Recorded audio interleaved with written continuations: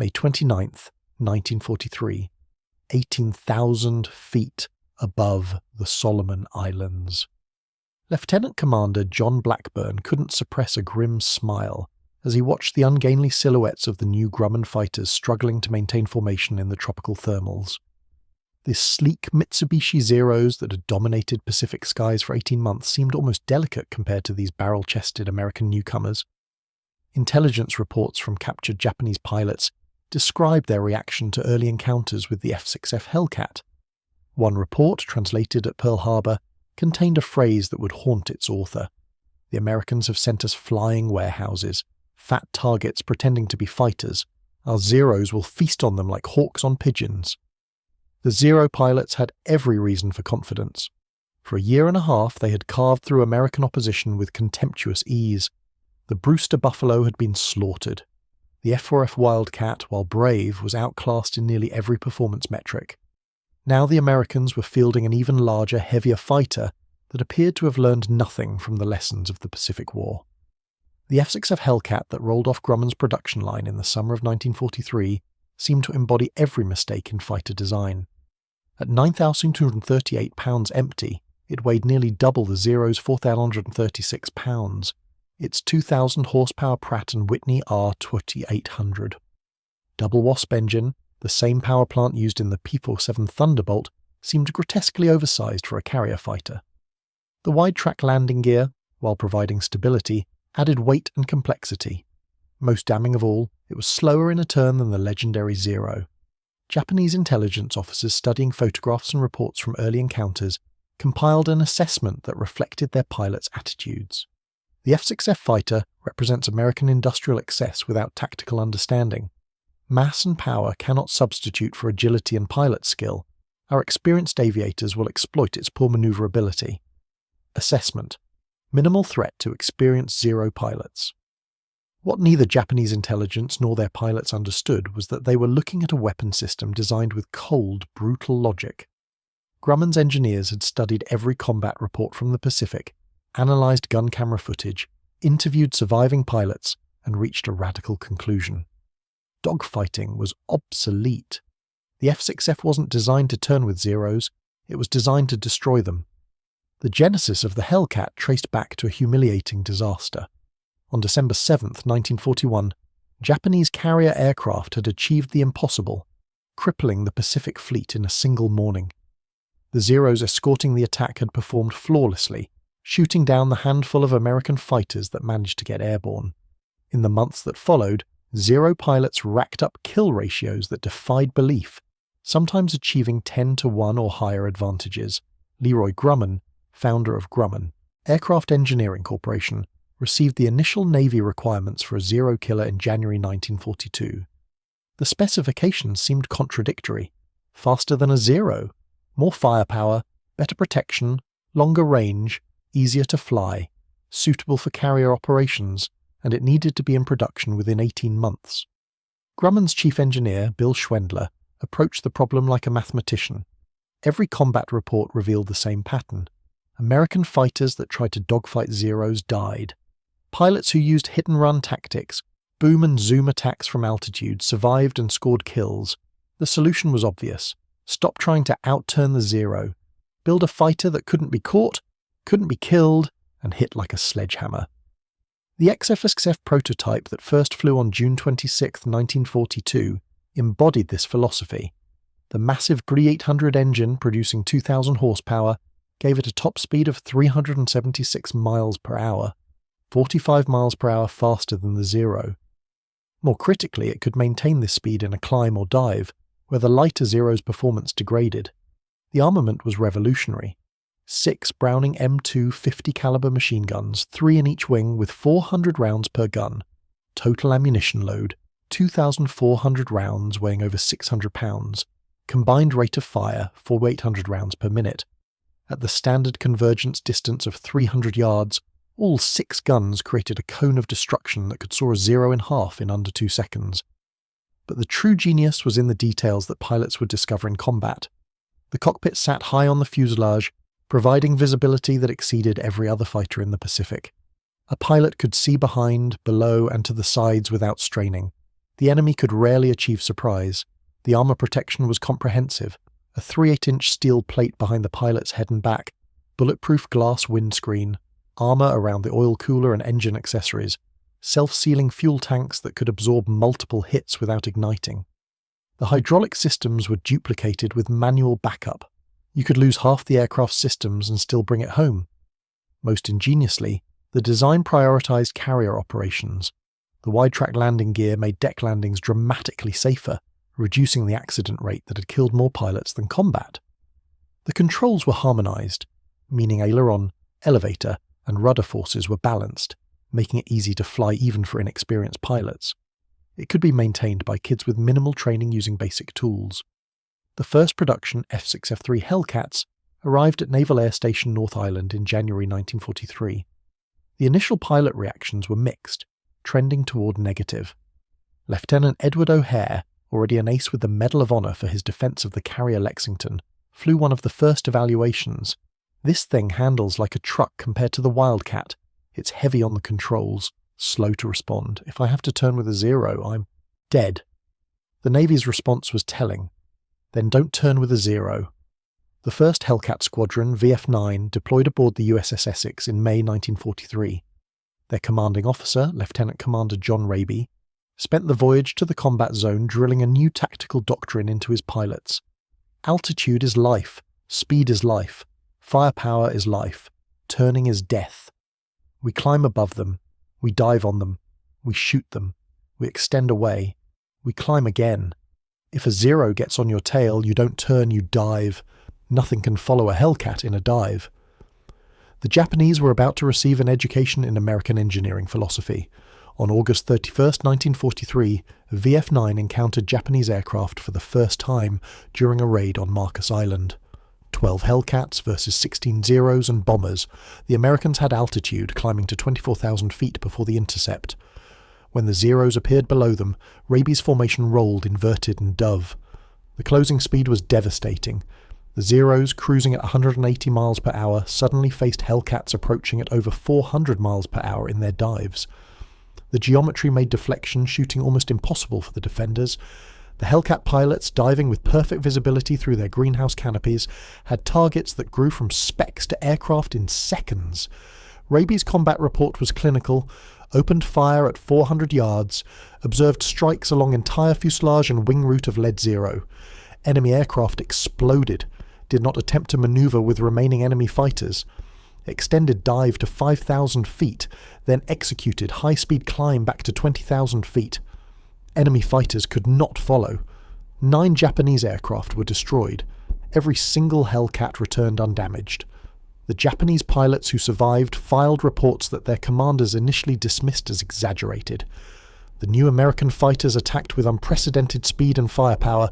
Evasive maneuvers were ineffective due to closing velocity. Our aircraft suffered catastrophic damage from brief exposure to enemy fire. One pilot's report was more succinct. They do not fight like Americans. They fight like machines. Cold, efficient, unstoppable. Throughout September and October 1943, Hellcat squadrons deployed across the Pacific aboard the new Essex-class carriers. Each engagement followed the same pattern. The Americans would climb to altitude, sometimes as high as 25,000 feet, and wait. When Japanese aircraft appeared, the Hellcats would dive, shoot, extend, and climb back to altitude. The Japanese could not counter this tactic. If they climbed to meet the Americans, the Hellcats would simply extend away, using their superior speed to maintain distance, then climb even higher. If the Zeros tried to dive away, they entered the Hellcats' killing zone, where the American fighters' superior dive speed and structural strength made escape impossible. The firepower differential was catastrophic for the Japanese. A Zero's armament consisted of 2 7.7mm machine guns and 2 20mm cannon with 60 rounds each. The cannon were devastating when they hit, but the limited ammunition meant Japanese pilots had to choose their shots carefully. The Hellcat pilot had no such constraints. With 3,400 rounds of 50 caliber ammunition, he could fire sustained bursts for over 30 seconds. The standard tactic was a 2-second burst per target. At 4,800 rounds per minute combined, that meant 160 half-inch projectiles downrange. Anything hit by this concentration of fire didn't just crash, it disintegrated. Warrant Officer Saburo Sakai, Japan's legendary ace with over 60 victories, encountered Hellcats in November 1943 over Rabaul. His subsequent report, captured after the war, revealed the psychological impact. I attacked what I thought was a wildcat from behind and above. As I closed, I realized it was the new Grumman fighter, larger and more ominous. I fired a good burst from 200 meters, observed strikes on the wings and fuselage. The aircraft did not even shudder. It accelerated away from me in a dive. My Zero at full power could not stay with it. Then it climbed, almost vertically, back above me. Impossible. This maneuver is impossible. I dove away and escaped only because he chose not to pursue. We have nothing that can match this aircraft. Our advantage in maneuverability means nothing if we cannot force them to turn. They dictate every engagement. The structural strength Sakai observed was deliberate over-engineering. The Hellcat's wing spars could withstand 7.5 G forces, far beyond what the human pilot could endure. The fuselage was a Warren Truss design, essentially a bridge turned into an airplane, distributing stress loads across multiple members. You could blow holes through the structure, and it would continue flying. The Japanese discovered this in the most frustrating way possible. Zeros would achieve perfect intercepts, pour cannon fire into Hellcats at close range, observe strikes and explosions, and watch the American fighter simply fly away trailing smoke. Then the wounded Hellcat would return and kill the Zero that had damaged it. By November 1943, Japanese naval aviators were developing what American intelligence would later term combat fatigue. The psychological strain of fighting an enemy who could choose when and where to engage, who absorbed punishment that would destroy your aircraft, who killed with machine gun fire that seemed to never stop, was breaking even experienced pilots. Flight Petty Officer Toshio Ota, a veteran of Pearl Harbor with 30 victories, was shot down by Hellcats on December 4, 1943. Rescued by a Japanese submarine, his debriefing revealed the depth of Japanese frustration. We have superior pilots, we have superior tactics, we have aircraft that can outmaneuver anything in the sky. None of it matters. The Americans refuse to fight on our terms. They stay high, where our engines lose power. They dive so fast we cannot intercept. Their guns destroy us instantly. Our guns seem to annoy them. I put a full burst of 20mm into one Hellcat, observed the shells exploding along the fuselage. It rolled inverted and dove away, then returned and shot down my wingman. How do you fight an enemy that won't die? The answer was, you don't. The statistics from late 1943 told a story of systematic annihilation. In October, Hellcat squadrons claimed 120 Japanese aircraft destroyed for the loss of 8 F6Fs. November saw 156 kills for 11 losses. December brought 189 victories against 14 Hellcats lost. The kill ratios were approaching 13-1, unprecedented in the history of aerial warfare. But raw numbers didn't capture the full story.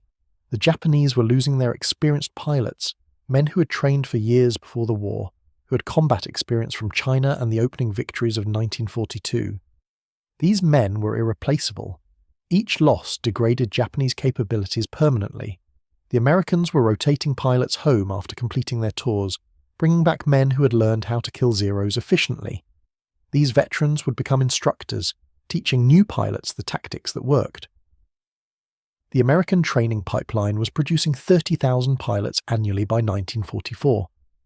Japan's entire pilot training program had produced fewer than 15,000 pilots since 1937.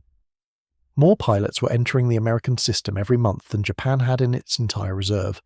The Hellcat was the weapon. The industrial base was the strategy. On February 17, 1944, the full implications of this combination became apparent during Operation Hailstone, the massive carrier strike against Truk, Japan's Gibraltar of the Pacific. 9 American carriers launched over 500 aircraft, including 200 Hellcats, against the supposedly impregnable base. The Japanese had 365 aircraft at Truk, including some of their best remaining pilots and newest aircraft. The battle lasted 2 days. At the end, 270 Japanese aircraft were destroyed, 2/3 of them in aerial combat against Hellcats. The Americans lost 25 aircraft total, only 12 of them Hellcats. The F6F pilots had achieved a 19-1 kill ratio. Commander David McCampbell, leading VF-15 off the Essex, personally shot down 7 Japanese aircraft in a single mission during Hailstone. His tactical report emphasized the systematic nature of Hellcat operations. We achieved altitude advantage before entering the combat zone. When enemy fighters rose to intercept, we maintained our height and allowed them to climb. As they approached our altitude, already slow from the climb, we rolled into our attacks. The closing speed differential made their defensive maneuvers ineffective. We would fire, extend, climb back to altitude, and repeat. The enemy could not counter this approach. Several times I observed enemy pilots attempting to turn with us at low altitude. This always ended with their destruction. The Hellcat can outturn a Zero at high speed, which is where all our engagements occur. At low speed, where the Zero is advantage, we are never present. We control the engagement geometry completely. But McCampbell's greatest demonstration would come on October 24th, 1944, during the Battle of Leyte Gulf. Leading just 7 Hellcats, he intercepted a formation of 60 Japanese aircraft, including Zeros, Vals, and Judys, heading for American carriers. For 90 minutes, McCampbell and his tiny force slashed through the Japanese formation. His wingman, Ensign Roy Rushing, stayed with him throughout, while the other 5 Hellcats engaged the escorts. McCampbell's aircraft carried only 2,400 rounds of ammunition, standard load for a Hellcat. He made every round count. Diving repeatedly through the bomber formation, he shot down 9 aircraft and damaged several others. Rushing claimed 6. Between them, the 2 Hellcats destroyed 15 Japanese aircraft, 1/4 of the attacking force. The remaining Japanese, demoralized and scattered, never reached the American carriers. McCampbell's after-action report was characteristically matter-of-fact. Selected targets carefully. Short bursts only. Most kills required less than 50 rounds. The enemy aircraft are very fragile. The Hellcat's stability as a gun platform makes accurate shooting possible even in violent maneuvers. Remained above and behind the enemy formation throughout the engagement. They could not climb to our altitude, allowing repeated attack runs. This was not exceptional piloting. This was superior equipment employed with sound tactics. McCampbell would end the war with 34 aerial victories, the Navy's top ace. His Medal of Honor citation noted that he had achieved these victories with minimal aircraft damage, never requiring a replacement fighter. He flew the same Hellcat, Mincy III, for most of his combat tour. The aircraft's durability allowed him to bring it home repeatedly despite battle damage that would have doomed lesser fighters. The Navy discovered something else about the Hellcat during 1944. It excelled at night combat. The F6F3N and F6F5N variants, equipped with primitive radar and a pod on the starboard wing, became the war's most successful night fighters. The stable gun platform, excellent visibility, and docile handling characteristics made it perfect for the demanding task of night interception. Lieutenant Commander William Henry Jr., leading VFN-41 aboard the Independence, pioneered night Hellcat tactics over the Philippines in late 1944. The Japanese had taken to staging night torpedo attacks against American carriers, assuming darkness provided protection. Henry and his pilots proved otherwise. The Hellcat's radar could detect targets up to 4 miles away. The pilot would guide his fighter to within visual range, identify the target visually using the excellent visibility from the high cockpit, then close for the kill. The .650 calibers fired tracers that illuminated the target, making accurate shooting possible even in complete darkness. On November 8th, 1944, Henry intercepted a Japanese night attack single-handedly, shooting down 6 aircraft in one sortie. His combat report described engagements that lasted seconds each. The enemy aircraft focused on finding our carriers were unaware of my presence until I opened fire. Most kills were accomplished with bursts of less than 2 seconds duration. The concentrated firepower of .650 caliber guns is devastating, even in brief application. 3 of the 6 aircraft destroyed exploded rather than crashed, indicating fuel or ammunition detonation from incendiary rounds. The psychological impact on Japanese night attack crews was severe. Their supposedly safe operating environment had become a killing ground. American night fighters, mostly Hellcats, would destroy over 100 Japanese aircraft during nighttime operations in the war's final year. By mid-1944, Japanese commanders faced an insoluble problem.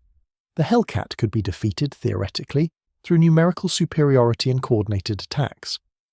But Japan no longer had the pilots or aircraft to achieve numerical superiority. The American carrier task forces operated with near impunity, their Hellcat combat air patrols creating protective bubbles that Japanese aircraft could not penetrate. The Battle of the Philippine Sea on June 19, 1944, demonstrated the complete futility of Japanese carrier aviation against Hellcat-equipped American forces. The Japanese launched 373 aircraft in 4 waves against the American carriers. The Americans had 450 Hellcats providing combat air patrol and ready for launch. The result became known as the Great Marianas Turkey Shoot. The Japanese attacks achieved nothing. Not a single American carrier was seriously damaged. In return, the Hellcats and anti-aircraft fire destroyed 315 Japanese aircraft. The kill ratio was nearly 20-1. 3 Japanese carriers were also sunk by American submarines during the battle, but the aerial slaughter was what shattered Japanese carrier aviation forever.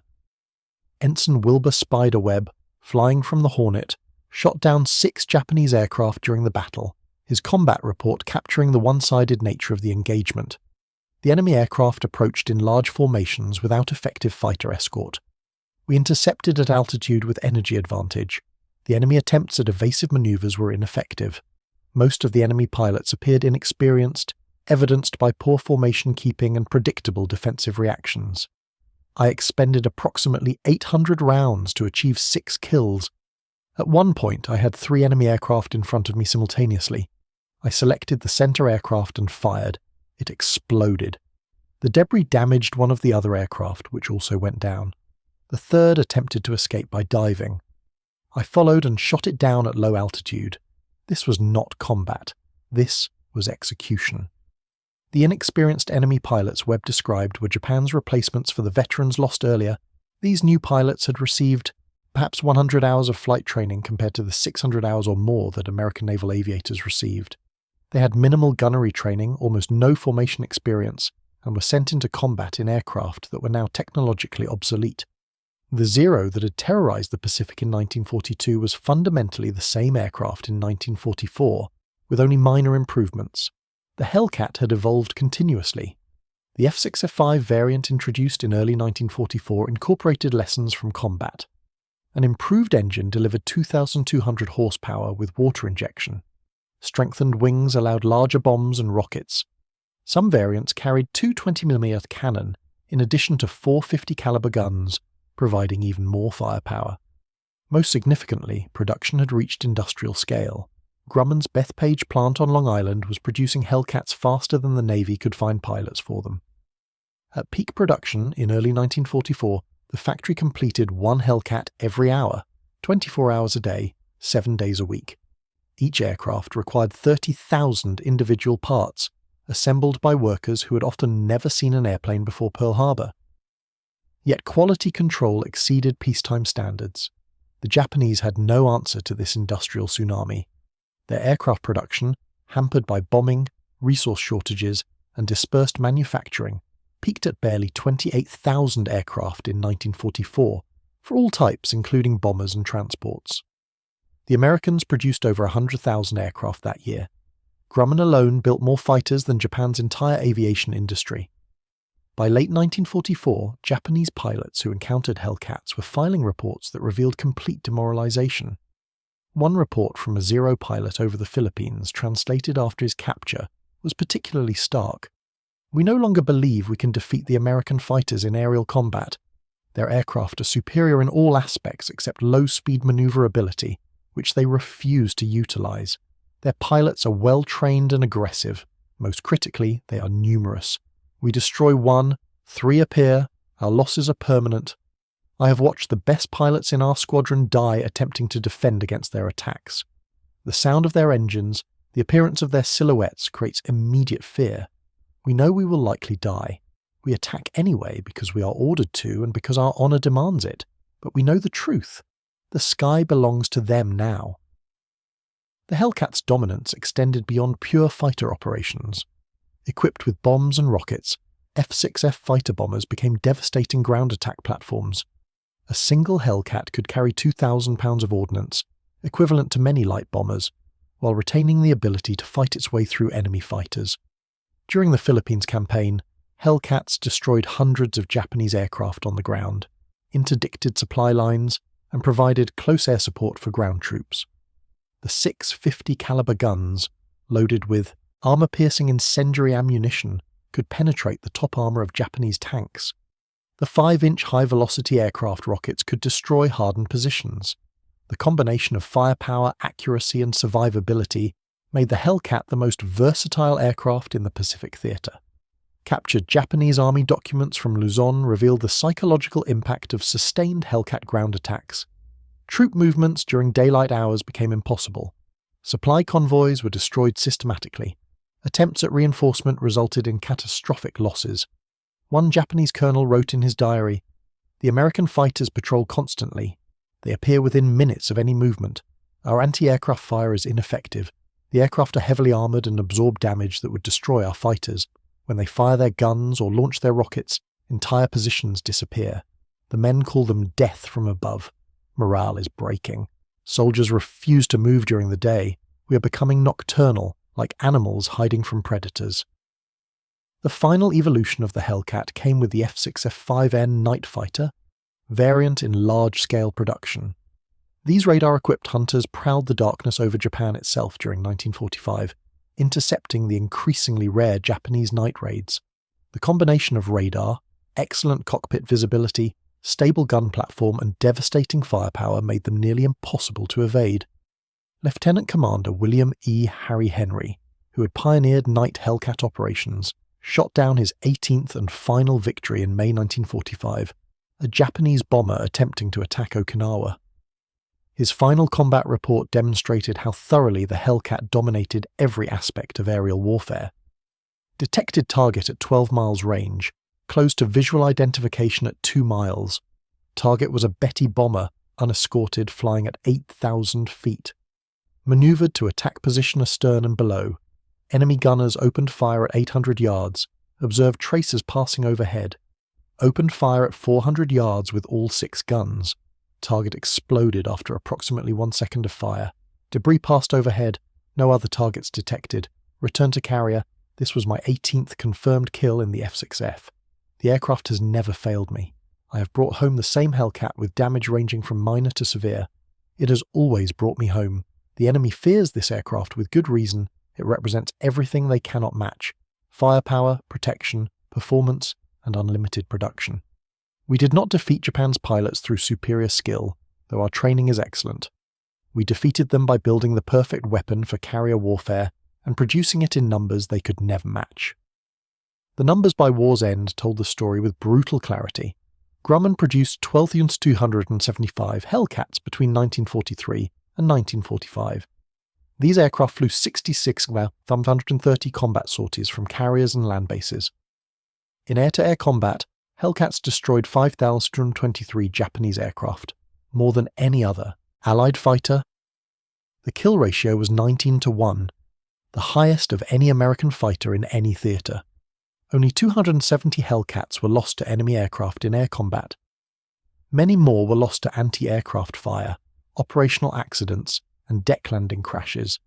But in their primary role, air superiority, they were nearly invincible. The F6F shot down more enemy aircraft than any American fighter, including the more famous P-51 Mustang and P-47 Thunderbolt. Those Japanese pilots who survived the war and were willing to discuss their experiences universally described the Hellcat with respect bordering on fear. Saburo Sakai, who survived despite being nearly killed multiple times, wrote in his post-war memoir, "The Zero was beautiful. The Hellcat was brutal. We had elegance. They had effectiveness. Our aircraft represented the pinnacle of lightweight fighter design, requiring skilled pilots to exploit its capabilities. Their aircraft was designed so that average pilots could destroy expert pilots like us. When I first saw the Hellcat, I thought it was ugly, heavy, crude. By 1944, I had learned that it was the most effective fighter aircraft ever built for carrier operations. It could do everything necessary to win, fly from carriers reliably, fight at high altitude where we were weak, absorb damage that would destroy 3 zeros, deliver firepower that could disintegrate aircraft, and be produced in numbers that made our losses permanent while theirs were temporary. The Americans did not design the most beautiful fighter. They designed the fighter that would win the war. There is a Japanese saying, "The nail that stands up gets hammered down. The Hellcat was the hammer. We were the nails." At the Japanese Naval Staff College after the war, captured Japanese analysis of American aircraft revealed how thoroughly they had underestimated the Hellcat initially. The assessment from April 1943 read, F6F fighter, large, heavy carrier fighter, inferior maneuverability to 0, assessment, minor threat. The assessment from December 1944 read, F6F fighter, dominant carrier fighter, superior to all Japanese types in all performance parameters, except low-speed turning radius, which is operationally irrelevant given American tactical doctrine. Firepower is devastating. Structural strength makes destruction extremely difficult. Pilot quality is excellent. Production numbers ensure numerical superiority in all engagements. Assessment. This aircraft has achieved air superiority over the Pacific Theatre. Our ability to contest control of the air has been eliminated.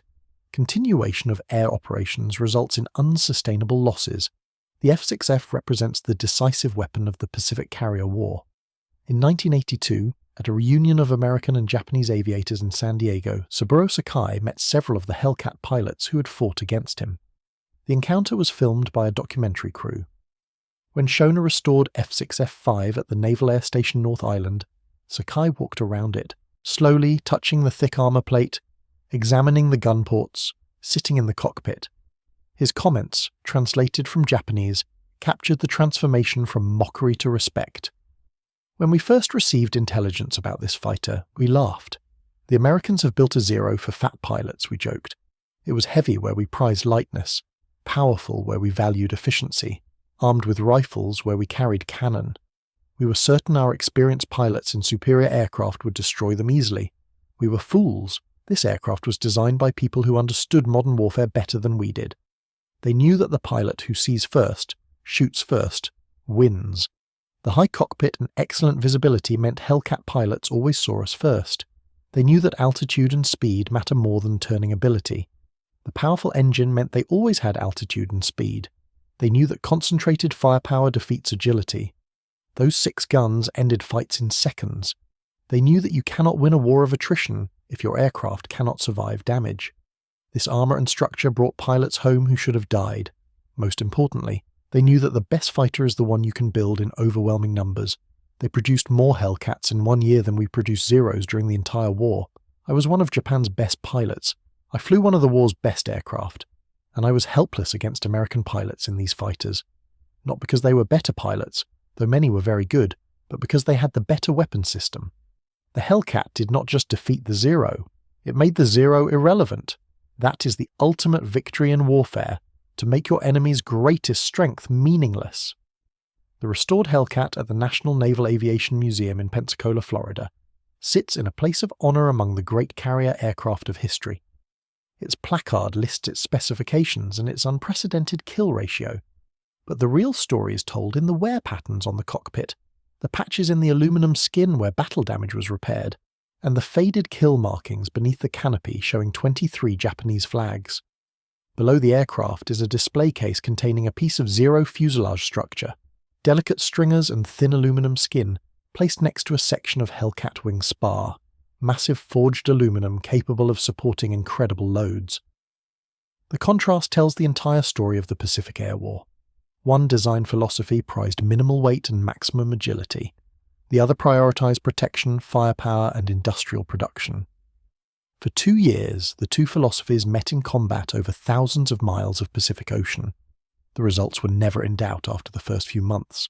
The Hellcat had proven that American industrial engineering, when focused on a specific problem, could create weapons that were not just effective, but overwhelming.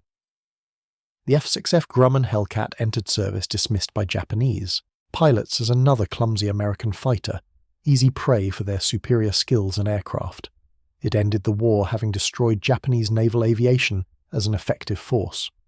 The pilots who had mocked it in 1943 were, by 1945, mostly dead, killed by the very aircraft they had scorned. The few who survived never mocked American fighters again. The thunder of 650 caliber machine guns had taught them a lesson, written in burning aircraft and falling comrades. In warfare, Effectiveness beats elegance every single time. The technological evolution of the Hellcat during the war years revealed American industrial adaptability at its finest. While the basic airframe remained consistent, allowing for streamlined production, continuous improvements addressed every weakness discovered in combat. Engineers at Grumman maintained a direct pipeline to fleet squadrons, incorporating pilot feedback within weeks rather than months. In March 1944, pilots reported that the cockpit could become unbearably hot during ground operations in the tropics, with temperatures exceeding 320 degrees Fahrenheit. Within 6 weeks, modified cowling designs with improved airflow were in production. When pilots requested better rearward visibility for spotting attackers, Grumman developed a revised canopy design with reduced framing and larger glass panels. The improvement appeared in production aircraft within 2 months. This responsiveness stood in stark contrast to Japanese development practices. The Zero received only minor modifications throughout the war, primarily because Japan's industrial base lacked the capacity for rapid redesign and retooling. Proposals for improved versions with more power and better protection existed, but implementing them would have disrupted production that was already struggling to meet demand. The A6M5 variant, introduced in 1943, offered marginal improvements in dive speed and some additional protection, but remained fundamentally the same aircraft that had entered service in 1940. By 1944, it was fighting an opponent that had evolved beyond recognition. The Hellcat's weapon system underwent particularly significant evolution. Early combat reports noted that while the 650 caliber guns were devastating, pilots sometimes expended excessive ammunition on targets that required fewer rounds. Gunnery instructors analysed gun camera footage and developed standardised firing techniques. The optimal burst length was determined to be 1.5 to 2 seconds, putting approximately 120 to 160 rounds into the target area. This was more than sufficient to destroy any Japanese aircraft. Longer bursts wasted ammunition and created excessive recoil that degraded accuracy. Training programs incorporated these findings. By late 1944, newly arriving Hellcat pilots were shooting more accurately with less ammunition than the veterans of 1943. The improvement in efficiency meant that a pilot could engage more targets per sortie. In the Battle of Leyte Gulf, several Hellcat pilots achieved 5 or more kills in a single mission, while expending less than the 1,500 rounds total, barely half their ammunition load. The incendiary component of the ammunition proved particularly effective against Japanese aircraft. Standard American 50 caliber API, armor-piercing incendiary, rounds contained a small charge of incendiary compound that ignited upon impact.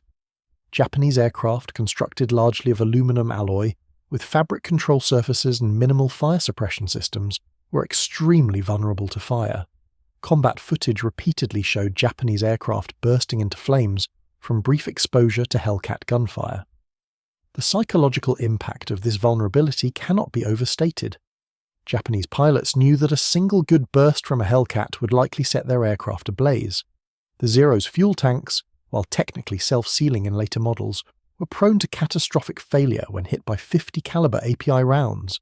The incendiary compound would ignite fuel vapor in the tanks, causing explosions that tore wings off. American intelligence interrogated hundreds of captured Japanese aircrew during 1944 and 1945. A consistent theme emerged in their testimonies. The fear of fire haunted them. Many reported that the sound of 50 caliber rounds striking their aircraft, a distinctive hammering noise, triggered immediate panic.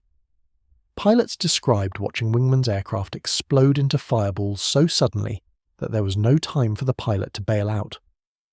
One captured pilot, a veteran of 30 missions, described his psychological state before his final flight. "I knew I would die in fire. Every pilot knew this. When the Grummans attacked, you had perhaps 2 seconds before the flames came. I watched 11 friends burn to death in the air. Some jumped from their aircraft without parachutes rather than burn. When my aircraft was hit, my only thought was whether I would burn. The engine exploded instead, and I was unconscious when I hit the water. The Americans pulled me from the ocean. I was grateful to burn as a prisoner rather than die burning in the sky." The Hellcat's role in the destruction of Japanese merchant shipping has received less attention than its air-to-air victories, but was equally significant.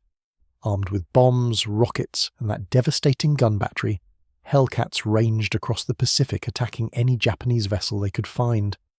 The attacks were methodical and thorough.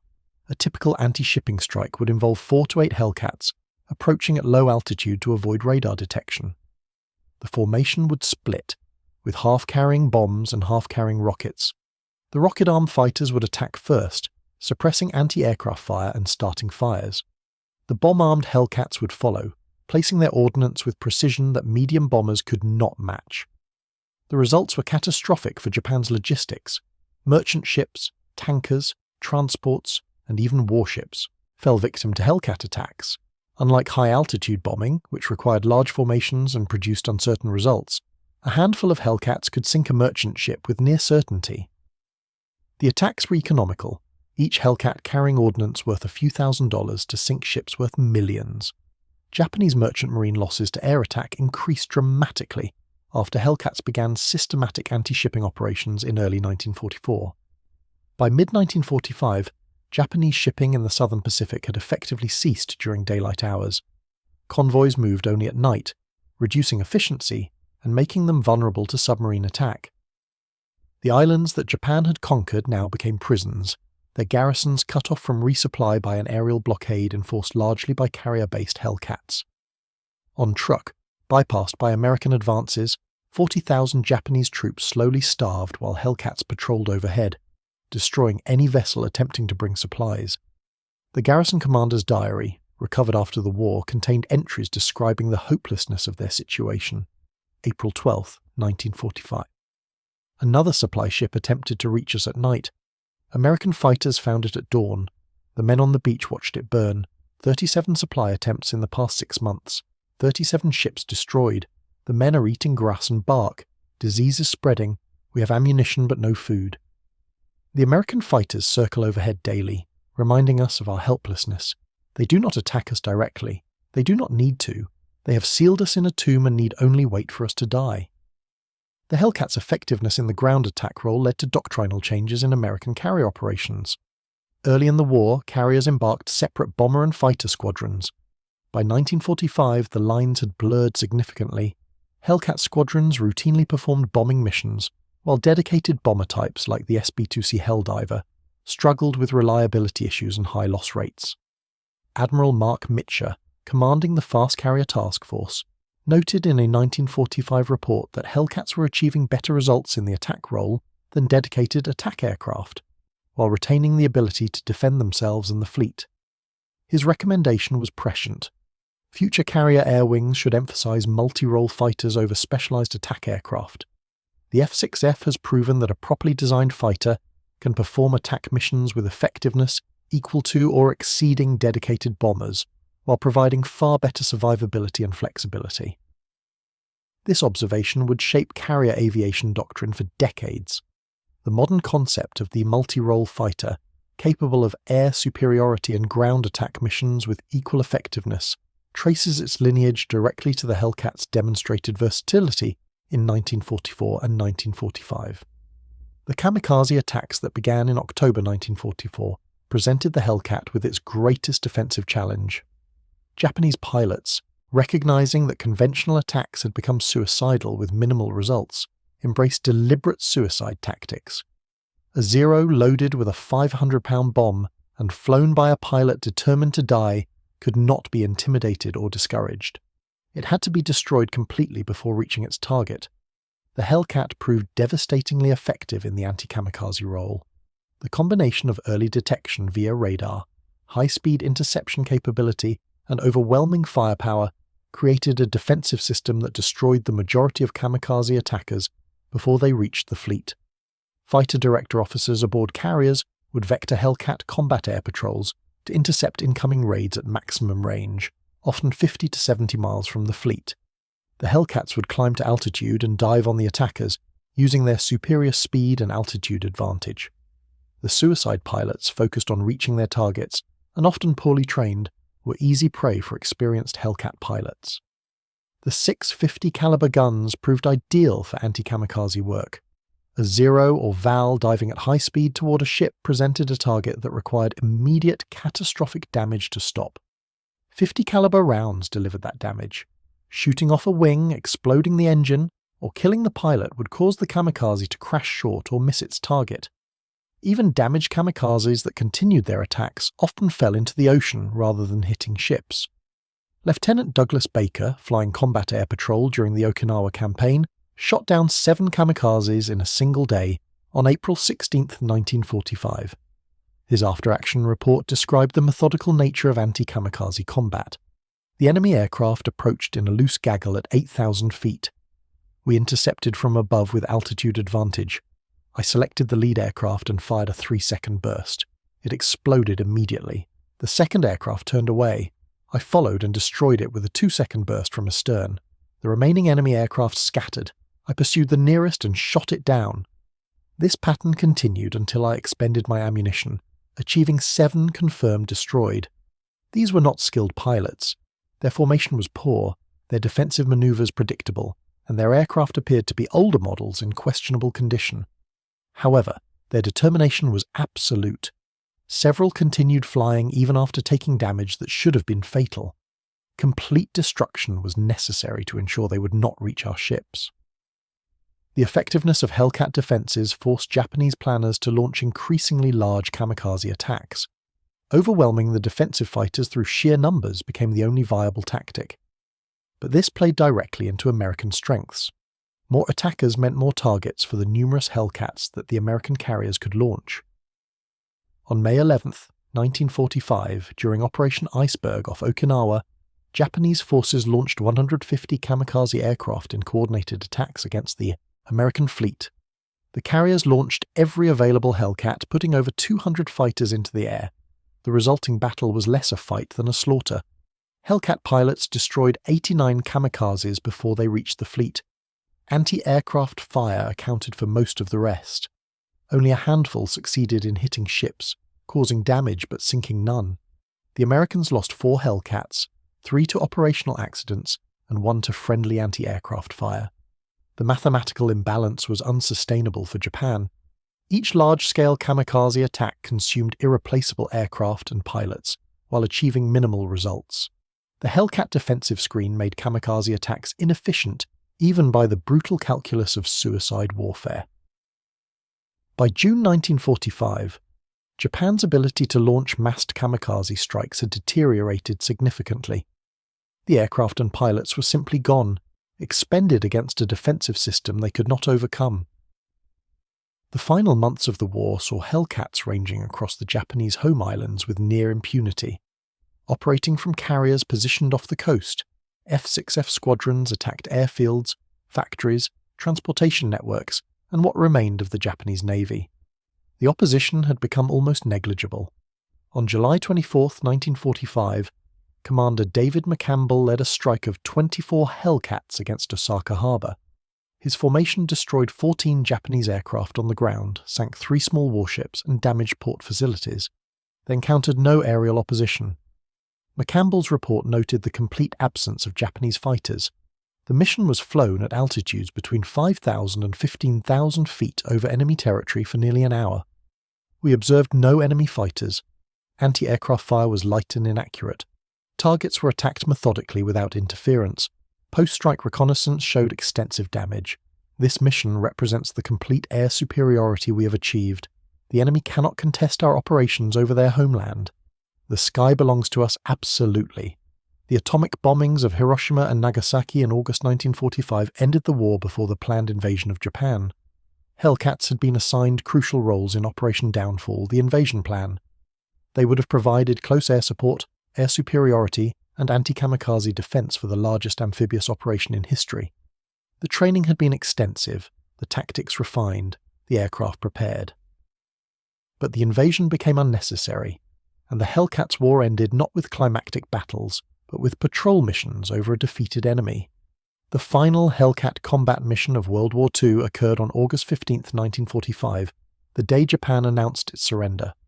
Lieutenant Clarence Moore, flying from the Bennington, intercepted and destroyed a Japanese bomber that had either not received surrender orders or chose to ignore them.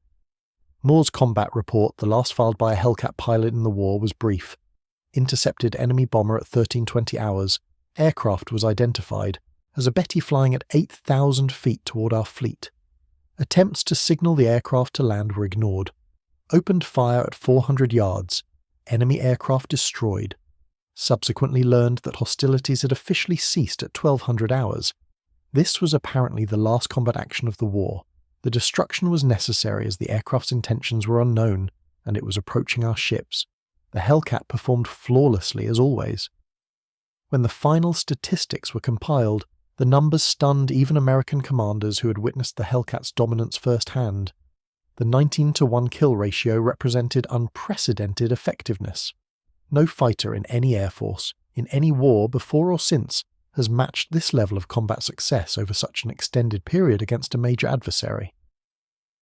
Analysis of the kill ratio revealed interesting patterns.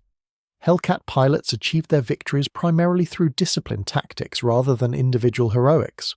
The highest scoring aces, men like David McCampbell with 34 kills and Cecil Harris with 24, emphasized in their debriefings that they succeeded by following standard tactical doctrine: altitude advantage, speed advantage, surprise attack, concentrated fire, immediate disengagement.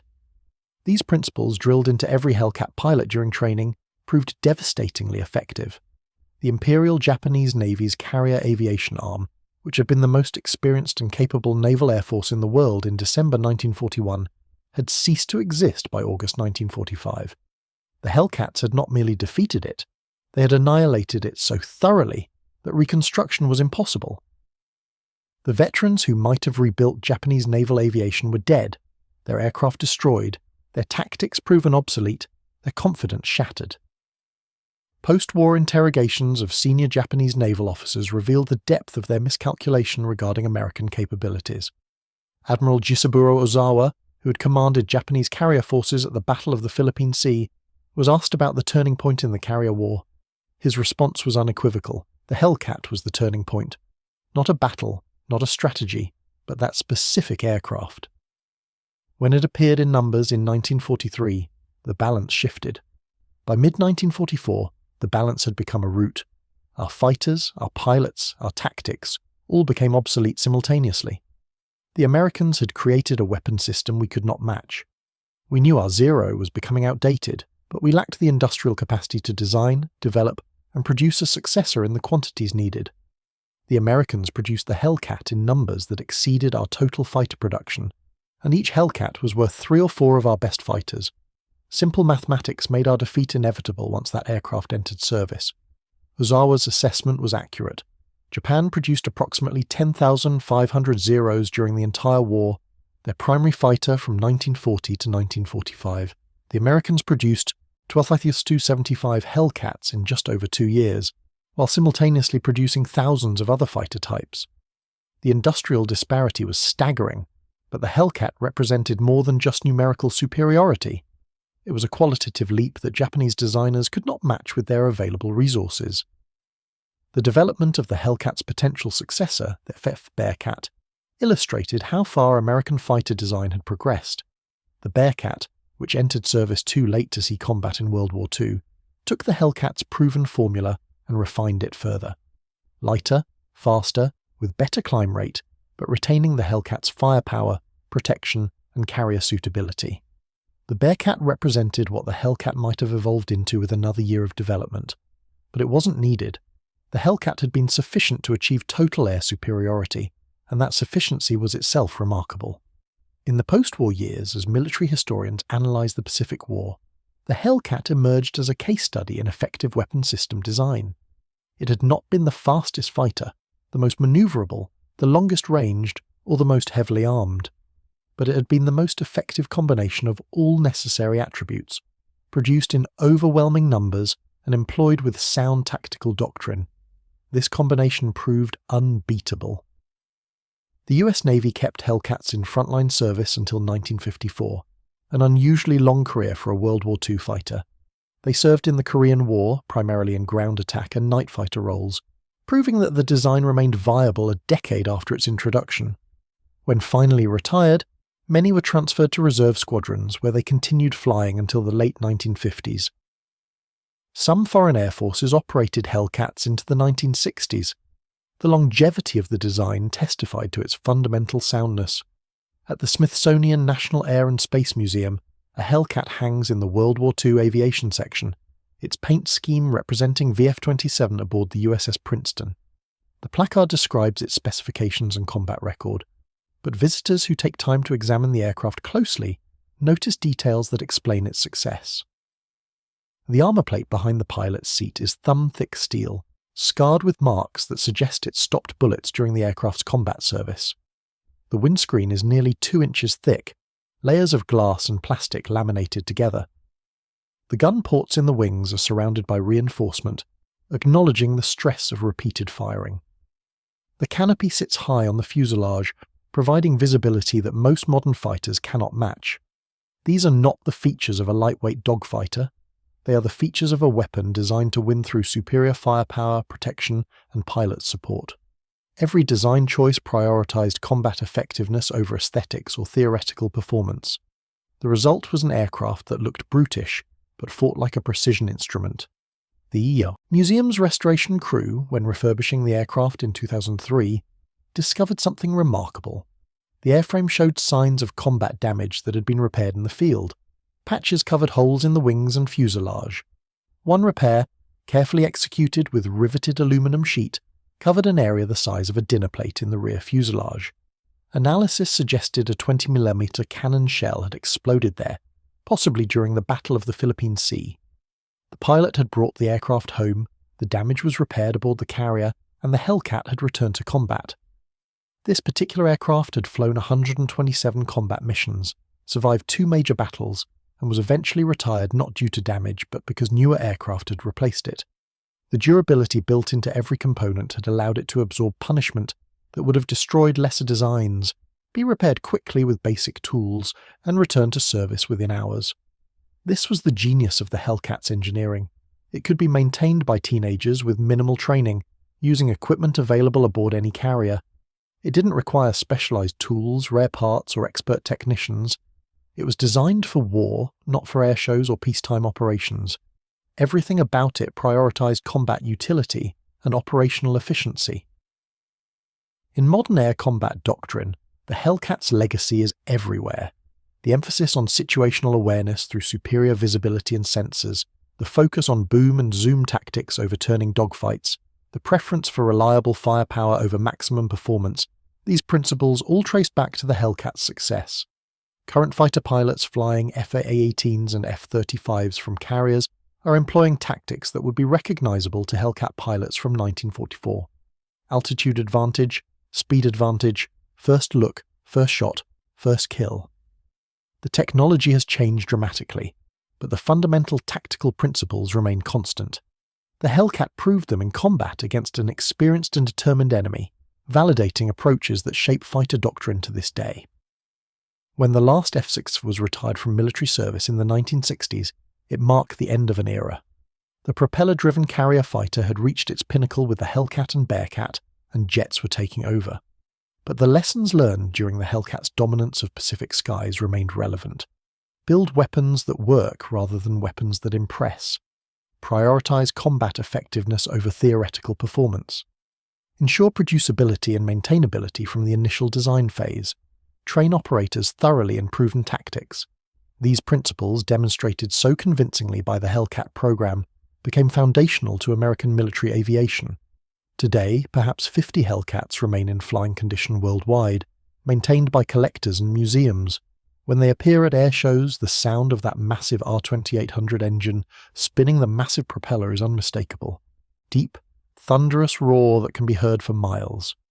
That sound, which once signaled terror to Japanese pilots across the Pacific, now evokes nostalgia and admiration. The Hellcat has transcended its role as a weapon to become a symbol of American industrial might and military effectiveness. The pilots who flew Hellcats in combat, now in their 90s or gone entirely, universally praise the aircraft.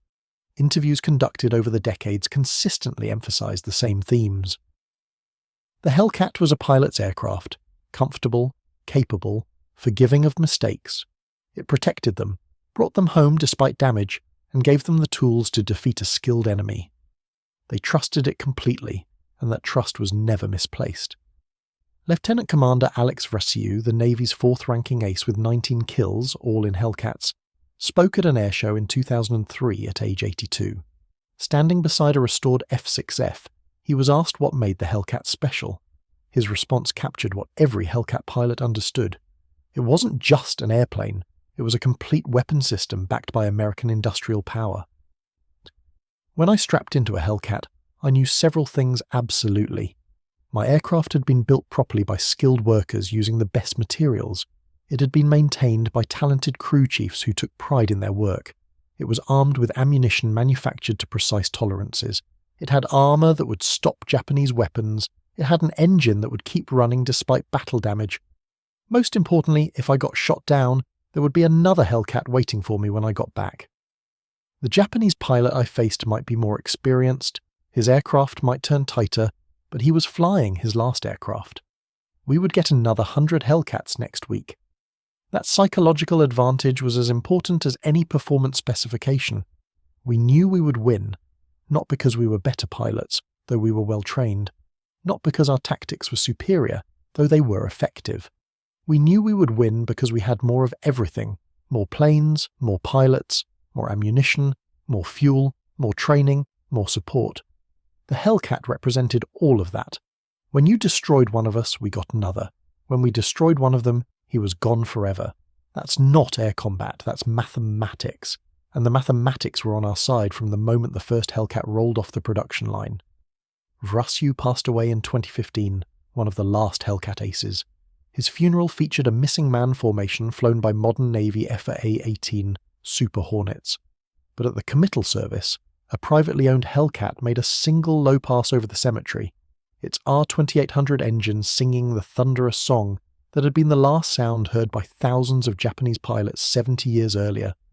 The sound of American air superiority. The sound of inevitable victory.